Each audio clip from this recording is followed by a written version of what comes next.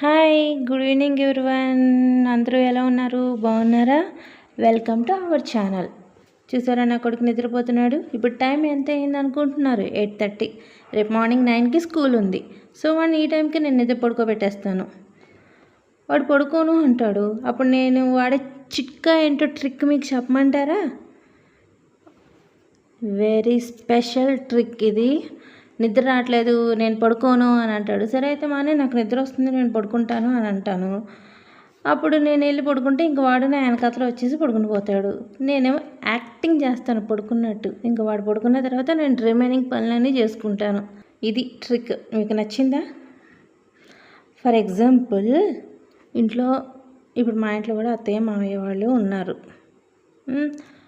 వాడికి అది లెక్క కాదు. ఒకవేళ మా ఆయన ఇంకా డ్యూటీ నుంచి రాలేదు ప్రస్తుతానికి, ఒకవేళ వచ్చారనుకోండి, అప్పుడు వాళ్ళ నాన్న ఉన్నారు కాబట్టి వీడు పడుకోను అంటాడు. అప్పుడు వాళ్ళ నాన్న ఏం చేస్తాడు? సేమ్ ఇదే ట్రిక్ చెప్తాను. ఏమంటే మీరు వెళ్ళి పడుకోండి ఫస్ట్, వాడు 5 మినిట్స్లో నిద్రపోతాడు, 5 to 10 మినిట్స్లోని అని అంటే మా ఆయన కూడా అంతే వచ్చి యాక్టింగ్ చేస్తారు. వాడు అలా నిద్రపోతాడు. టైర్డ్ అయిపోయి ఉంటాడు కదండి, పొద్దునుంచి ఆడుకొని ఆఫ్టర్నూన్స్ నిద్రపోడు వాడు. ఎప్పుడో స్టార్టింగ్లో చిన్నప్పుడు నిద్రపోయేవాడు, ఇప్పుడు అసలు ఆఫ్టర్నూన్ నిద్రపోవట్లేదు. శుభ్రంగా ఆడుకునేవాడు ఆడుకున్నట్టే ఉంటాడు. ఇంకా స్నానం చేయించి పడుకునే ముందు బ్రష్ చేయించేసి స్నానం చేయించేసి పడుకోబెట్టేస్తాను. హాయిగా నిద్రపోతాడు. ఇంకా వాడు నిద్రపోయిన తర్వాత ఇంకా మేము రిమైనింగ్ పనులన్నీ చేసుకొని అప్పుడు మేము పడుకుంటాం. ఇంకా ఇది ట్రిక్. మీకు అర్థమైంది అనుకుంటాను. అర్థం కాకపోతే నన్ను కామెంట్ సెక్షన్లో అడగండి, నేను చెప్తాను.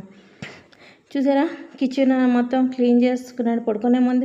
ఎర్లీ మార్నింగ్ నేను లేచేసరికి కిచెన్ అంతా క్లీన్గా ఉండాలి నాకు. అందుకని నైట్ ఎంత టైం అయినా కానీ కంప్లీట్గా కిచెన్ రూమ్ అంతా క్లీన్ చేసుకునే పడుకుంటాను.